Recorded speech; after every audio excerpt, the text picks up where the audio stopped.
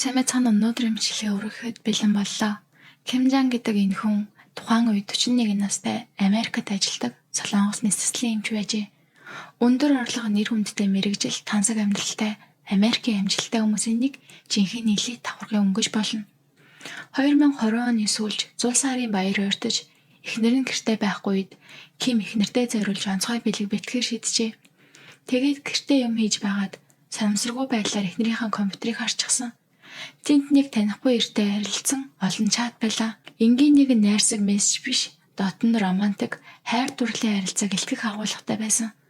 Тэр зургуудыг унших мөчид Ким яг л мөстөө ус толгой дээрээс насгсан юм шиг төчөрдөв. Тэр итгэж чадахгүй байлаа. Энэ зүгээр нэг буруу ойлголт байж магадгүй гэж өөрийгөө тайвшруулахыг хичээжээ. Гэхдээ тэр илүү гүн ухаж шалгаж эхэлсэн. Харамсалтай нь илүү үг шалгах тусам байдал улманд ордов. Учир нь энэ нэг л нэртэй холбоотой асуудал биш байлаа. Хэд хэдэн өөр эрэгтэйчүүдтэй холбоотой байсан. Эхнэр нь олон жилийн турш түүний хуурч байсан гэдгийг ойлгосон. Гэхдээ энэ бүхнээс илүү зочирдомжгүй байлаа. Түүний эхнэр зүгээр нэг хүн биш. 2011 онд Мисс Коннектикут тэмүртэж дараа нь тэр Америкийн Мисс тэмцээний финалийн шатанд хүртэл шалгарч байсан. Ийм нэр хүндтэй тэмцээтэй учраас хүмүүсийн анхаарлын төвд байх нь ойлгомжтой. Тэд гэрлээ 5 жил болсон байв. Эхнэр нь хүмүүсийн өмнө зөөлөн халамжтай, төхрөө харилдаг, төгс эхнэрийн дүртэй байдаг байсан. Нэр хүндтэй баян эмчи эхнэр гэдгээрээ тансаг амьдралтай, бусдын анхаарлыг татдаг байлаа. Гэвч энэ сайхан дүрийн ард нөхөр нь огт мэддэггүй туйлын өөр амьдрал нүгдэж байж. Тэр нууцаар баян хүмүүст бие үнэлдэг байсан. Ким бодож юу ч ойлгож чадсангүй. Энэ бүхнийг мөнгөний төлөө хийсэн гэж хэлэхэд боломжгүй. Учир нь тэр Америкийн хамгийн өндөр орлоготой эмч нарын нэг. Эхнэрээ юугаар тутааж байгаагүй. Мөнгө, тансаг амьдрал бүгд л байсан. Тэгвэл хайргүй дээ юу? Гэхдээ тэдний сошиал дахь зургуудыг харахад жинхэнэ хайртай, аз жаргалтай ос шиг л харагддаг. Тийм байхад тэгж бодох аргагүй байв. Хинч тэдний гэр бүлд асуудал байна гэж бодохгүй байсан. Тэгвэл яагаад бодит шалтгаан нь юу байсан бэ? Хинч гаднаас хараад ойлгохгүй дотроо нуусан нэгэн нууц байжээ. Одоо энэ бүхний эхлэл рүү буцаж харцгаая. Тэдний гэрлэл хэрхэн эхэлсэн юм бол 2011 онд Коннектикут мужид Режина гэдэг залуухан эмэгтэй тайзан дээр гэлэлцэж байлаа. Өндөр нуруу сайхан биеийн харьцаатай инээмсэглэл нь үзэгч шүүгч бүгдийн анхаарлыг татна. Тэр энгийн лайлас харалтай. Хүүхэд нас гэр бүлийн талаар мэдээлэл бараг байдгүй. Хүмүүсийн мэддэг ганц зүйл нь багаасаа л хаан чавсан бусдын анхаарлыг татдаг гоё төрхтэй байсан. Өсөх тусам түүний гоо үзэсгэлэн улам толорчээ. Ойр татихны хэлснээр анх удаа Мессийн тэмцээнд оролцоод шууд л хитэн авсан. Үүний дараагаар Америкийн гоо бүсгийн тэмцээний финалд Коннектикут мужийг төлөөлөн оролцжээ. Тэнд төрүүлээгүй загварын ертөнц түүнийг анцаарч эхэлсэн байна. Тэр мэрэгжлийн загвар өмсгч болж дотор утасны алдартай брэндүүдтэй хамтарч фэшн сэтгэлүүдийн нүүр хуудсан дээр гарч эхэллээ. Гэхдээ Режина зүгээр нэг үзэсгэлэнтэй хүн байгаагүй. Өөрийгөө танилцуулахдаа Коннектикутийн их сургуульд химээр сурдаг гэж ярьдаг байсан. Гэхдээ түр хугацаанд сургуулиасаа чөлөө авч гоо сайхны тэмцээн болон зохиож буй аппликейшныхаа ажил төвлөрч байжээ. Тэр Мессийн тэмцээнүүд зөвхөн дааш нь зөмсөх биш, өөрийгөө хөгжүүлэх том боломж гэж ярьдаг байлаа. Хүмүүс тусалдаг, буйны ажилд хувь нэмэр оруулах санаач ярьдаг байв. Ирээдүйн мөрөөдөл нь шүдний эмч болж мөнгөгүй хүмүүст туслах. Мөн энэ мөрөөдлөө биелүүлэхийн тулд шүдний техник болон цувралын чиглэлээр коллежид хичээл үзсэн гэж ярьдаг байв. Ийм гоё төрхтэй, боловсралтай, зоригтой, өөртөө ихтэй эмэгтэй хэний сонирхлыг татна. Ийм эмэгтэйг хараад Ким дурлахгүй байх нь гарцаагүй юм. Тэдний анхны учрал дээд зэрэглэлийн хүмүүс сугалдаг тусгай арга хэмжээнд болсон. Ким тухайн үед онцгой зочноор урилгаар ятсан байжээ. Тэр бол аль хэдийн салбартаа нэртэй амжилттай эмч болсон байв. 1980 онд Америкт төрж өссөн Солонгос залуу. Сайн боловсрал олон хэлтэй, англи, солонгос, испани хэлээр чөлөөтэй ярьдаг. Түүний гэр бүл чинээлэх тул хүүхэд байхасаа чанартай боловсрал боломжтой айл байсан. Гэхдээ амжилт зөвхөн мөнгөнд байдаггүй. Ким өөрөө маш хичээнгүй, өндөр зорилготой хүн. Тэр Колумбийн их сургуулийн эм ангайхын сургуулийг төгсөөд Вашингтоны их сургуульд үргэлжлүүлэн суралцсан. 2006 онд эмчийн зэрэг хамгаалж нуусны мэс засалж болж ажиллаж эхэлжээ. Америк төдийгүй Кана улсад хүртэл сайн дурын мэс засал хийж эмнэлгийн тосолж авч чаддгүй хүмүүс тусалдаг байв. Ажил мэргэжлийн хувьд ч 100 хүнд амьдрал бэлэглэж олон чухал судалгаанд голлох үүрэгтэй оролцож олон шагнал хүртсэн. эрүүл мэндийн салбарын төдийгүй олон улсад хүлээн зөвшөөрөгдсөн нэр хүндтэй эмч.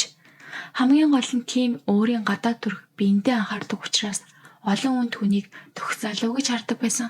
2018 он гэхэд тэр жилдээ 3.2 сая $5 орлого олжээ. Мөн Америкийн хэд хэдэн үнэтэй үйл хөдлөх хөрөнгөтэй өмч хөрөнгийн хэмжээнд 40 сая $5 хүрдэг гэж таамагладаг. Өөрөөр хэлбэл царайлаг, баян, боловсралтай, нэр хүндтэй тул охид бүсгүйчүүдийн анхаарлын төв байдаг залуу байв. Гэхдээ Ким бусдад амархан татагддаг хүн биш байжээ. Олон сайхан бүсгүй араас нь гүйсэн ч тэр тоодгүй байсан.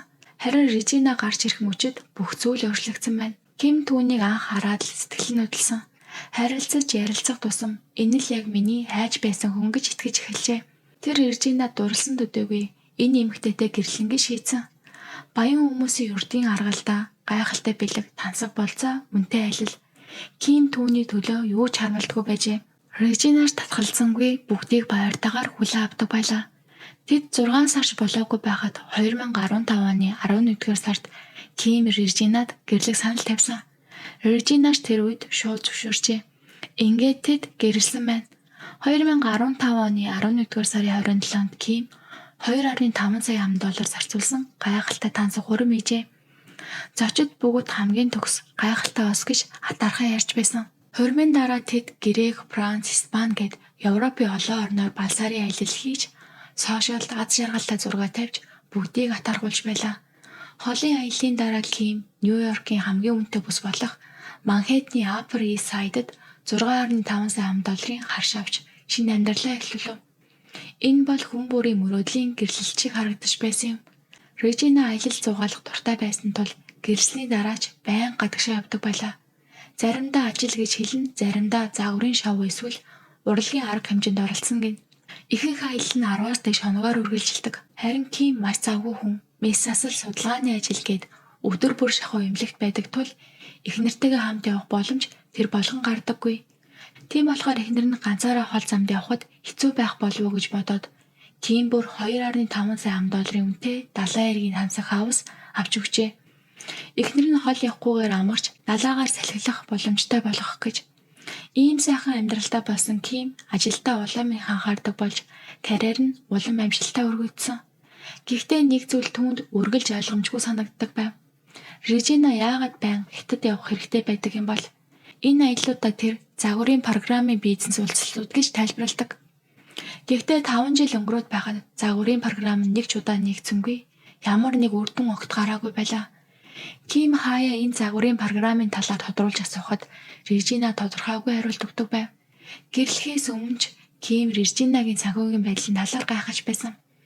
Загварын програм нь мөнгө олоогүй, өөр ажил хийдэггүй байхад тэр яаж тансаг амьдралаар амьдарч байсан юм бол Режина тайлбар өгөхдөө эмээ өвгөөсөө $500,000 өвлсөн гэж Ким яг чиг шалгаагаагүй итгээд л өнгөрчээ. Үнэндээ бол Режина зүгээр л зугаалах сонирхолтой байснаас өөр асуудал огт анзаарагдгүй байлаа. Нөхрийнхөө өмнө бол хайртай, инкри, халамжтай эхнэр. Ким өдөржин хүнд мэс таслал хийж ядраад гэртээ ирэх мөчид хайртай эхнэр нь тосоод ухтахад бүх ядаргаа арилдаг байжээ. Гэхдээ сошиал дээр үзүүлдэг төгс амьдрал бодит байдал биш байжээ. 2020 онд тэр мессежүүдийг олмогц бүхнүүс дэлгэгдэж амьдрал нь тэр чигээрээ нуруу унсан юм. Ким мессежүүдийг олсныхаа дараа эхнэр нь зүгээр л хараар тавьсан юм биш гэдгийг ойлгож эхэлжээ. Сүүлийн 5 жилийн турш Режина аялалд явна. Ажилтай гэж хэлэх бүртээ үйлчлүүлэгч нартай уулзч явдаг байсан. Тэр нууцаар өндөр үнээр биеэ үнэлж амьдардаг байв. Энэ бол түүний бизнес аяллуудын үнэн шалтгаан байжээ. Дээрээс нь коллежид сурдаг, шүдний эмч болох зорилготой загварын програм хөгжүүлж байна гэсэн бүх зүйл бараг үнэн биш. Кимийн олсон баримтуудаас харахад Режина биеэ үнэлдэг болсон нь гэрсний дараа биш байж. Режина Портленд ахлах сургуульд сурдаг байсан ч сурлага муу хичээлдээ анхаардгүй байсан. Эцэст нь бүр сургуулаач төгсөж чадаагүй. Сургууль явахын оронд шөнийн клуб баараар явдаг болж эхэндээ зүгээр сууж үйлчлүүлэгчтэй ярьж суудаг ажил хийдэг байгаад дараа нь биеэ үнэлэгч болсон байна. Энэ бүх үед Ким эмч болохын төлөө шаргуу хичээж амьдралаа өөрийн хүчээр босгож байсан. Хоёр хүний амьдрал тэнгэр газар шиг өөр байсан гэсэн үг. 19 настайдаа Режина нэг удаа хурд хэтрүүлж шүүхээс торгуул авсан удаач байсан. Хамгийн сонирхолтой нь Кимтэй хурмаа яхаас өрдөө 4 хоногийн өмнө Режина түрээс төлөөгүй гэсэн шалтгаанаар шүүхэд дуудагдаж байжээ. $13,845 өртөө байсан гэсэн баримт гарч ирсэн. Ким түүний төлөө хэдэн саяар хурим хийж байхад эхнэр нь өрөнд баригдсан байжээ. Мисс Коннектикут баснаас хойш Режинагийн нэр хүнд улам өссөн. Үйлчлүүлэгчид нь жирийн хүмүүс биш, баян эрх мэдэлтэй эрчүүд. Кимтэй тэр анх таарахад Режинагийн хувьд зүгээр л шинэ баян үйлчлүүлэгч байжээ. Харин Ким жинхэнэ хайраа гэж бодсон. Тэр гэрлэх хүсэлтэй байгааг анзаармагц Режина боломжийг ашиглаж санхүүгийн хувьд баттай амьдрал сонгосон бололтой. Хэрвээ тэр гэрлсний дараа биеийн үнэлгээ зогсоосон бол юу ч ил гарахгүй байсан байж мэднэ. Тэр баян, сайхан амьдралтай эхнэр байж болох байсан. Гэтэл Режина нууц ажлаа үргэлжлүүлсэн хэвээр ийм зүйл нэг л өдөр мэдгэх нь тодорхой. Ким үнэнтэй нүр тулж сэтгэл нь бүрэн унаад байлаа. Гэвч тэр зогссонгүй илүү их баримтаасаар байв. Режинагийн үйлчлүүлэгчид зүгээр нэг баян хүмүүс биш. Үйл хөдлөх хөрөнгийн салбарын томчууд, загварын нэр хүндтэй дизайнерууд, томоохон бизнесийн эрхэмүүд, улс төрийн нөлөө бүхий хүмүүс хүртэл байсан. Өөрөөр хэлбэл Америкийн нийгмийн дээд давхаргын олон хүн. Хамгийн аимшигтай нь энэ бүхний дараа Ким шүүхэд хандгаар шийдэв. Тэр 264 хуудастай гэрлэл цуцлуулах тэхэмжлэл бичиж Манхэттен дүүргийн шүүхэд өгчээ. Энэ товчхон баримт биш, түүний 5 жилийн турш туулсан хуурам эхлэлт, сэтгэл санааны хохирлын бүхэл нотлохоо байсан. Тэр бүх мессеж, банкны шилжүүлэг, аяллаа тэмдэглэл бүгдийг авсгарчээ. Тэхэмжлэл мөн Режина гэрлэлтийн хугацаанд хинтээ хичнээн удаа уулзсан хэдэн доллар авсан хүртэл тусгагдсан байв. 2015-аас 2021 оны хооронд Режинагийн хувийн дансанд нийт $675,030 орж ирсэн байдаг. Үүний дээдлийнх нь 2 үндсэн үйлчлүүлэгчээс ирсэн. Нэг нь Нью-Жерси дахь үйл хөдлөх хөрөнгийн компани захирал. Тэр ганцаараа $185,500 шилжүүлсэн байдаг. Үүнийг уулзалтын үнээр бодвол доод тал нь 90 удаа уулзсан гэсэн. Нөгөө нь олон шагналтай нэртэй дизайнер. Тэр $116,000 шилжүүлжээ. Энэ нь 50 гаруй удаагийн уулзалт гэсэн тоо гарна. Дээр нь өөр олон хүмүүсээс багаар ирсэн мөнгөний гүйлгээнүүд ч байсан. Өөрөөр хэлбэл тэр гэрэлсэн 5 жилдээ тогтмол идэвхтэй энэ ажлаа хийжээ. Ким нэхэмжлэлтэй би жилд сая доллар олдог. Эхнэрээ юугаач дутаагаагүй. Тэгэхэд яагаад тэр нууцаар ийм зүйл хийсээр байсан юм бэ гэж бичжээ. Түүний сургууль, өнгөрсөн амьдрал, ажил бүх зүйл худлаа байсан. Хэрвээ тэр бүхнийг мэдсэн бол хизээч гэрлэхгүй байсан гэдгээ тодорхой хэлжээ.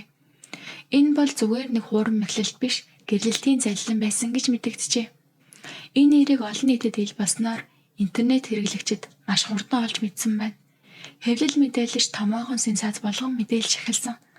Хүмүүс сошиал тасралтгүй ярьж, баримтааж, Режинагийн өнгөрсөн бичлэг, нэвтрүүлгийн ярилцлага хүртэл ухаж гаргаж ирэв.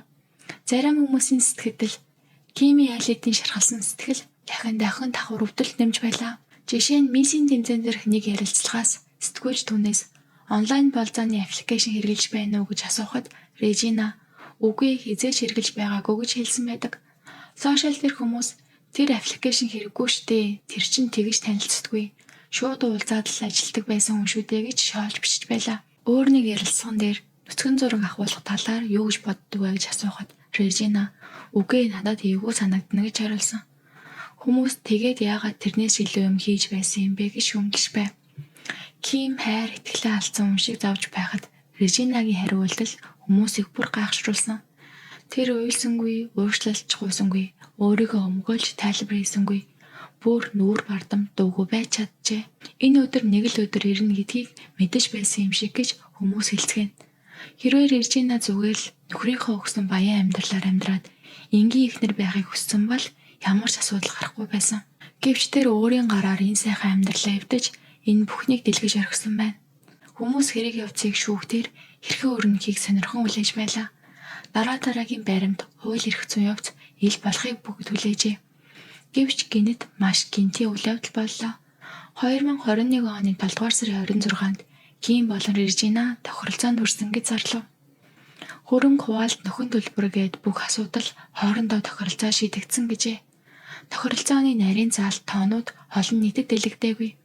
Харин хамгийн сонирхолтой нь өрдөө маргааш нь буюу 7 дугаар сарын 27-нд нэгийн эвлэлд Режинагийн сошиал аккаунт 886 дагагчтай ч дагагчдын дунд нөлөө бүхий баячууд элит хүмүүс олон байгаа тухай мэдээлжээ. Хүмүүс гайхав Ким яаж ийм амархан бууж өгөв?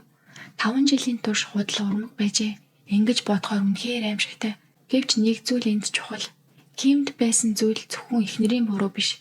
Өөрчлөлөгчдийн нэрс маш том нууц байлаа. Хэрвээ энэ нэрс нийтэд ил болсон бол энэ нь зүгээр нэг гэр бүл салалт биш. Америкийн улс төр бизнесийн том шуугиан болж мэдэх байв. Тиймээс чухам энэ шалтгаанаар хэргийг намдарсан байж магадгүй. Гэхдээ энэ бол зөвхөн хүмүүсийн л тамга. Гэрлэлт албан ёсоор цуслагдаж энэ бүх зүйлээ дууссан ч Кимийн сэтгэлийн шарх амархан идэхгүй. Тэр их нэртэйгээ хамт байсан бүх романтик зураг, бичлэгээ, сошиалуудаасаа тэр даруй устгав. Нэг ч дурсамж үлдээгээгүй юм. Сэтгүүлчдийн асуултад хариулахаас татгалзав. Режинагийн нэрийг дурдахыг хүссэнгүй. Шинэ амьдралаа эхлүүлэхээр шийдсэн бололтой. 2023 оны 1-р сард эмнэлгээ зохион байгуулсан дугуйн тэмцээнд Ким ирсэн байв. Тэр эрүүл сарвал сайхан харагдаж байсан. Одоо хүртэл Мисс Аслын эмчийн карьертай идэвхтэй ажиллаж хүмүүс тусалсаар байна. Харин Режинагийн хувьд энэ дулаан намснаас хойш бараг хинч түүний тухай мэдэхгүй. Хаана юу хийж байгаа нь тодорхой бус. Чөлөөтэй амьдрахыг хүссэн юм бол өөр хүний сэтгэлээр тоглож гэрлэх хэрэггүй байсан. Эцэст нь хүн энэ хорвоод бүхнийг давхар авах боломжгүй. Шунал хэтрүүл эцэстээ юу ч үлддэг юм. За ингээд өнөөдрийн бичлэг маань нүрээ дуусгаж байна. Та бүхэнд бичлэг маань таалагдсан бол лайк, сабаа заавал дараад өгөөрэй.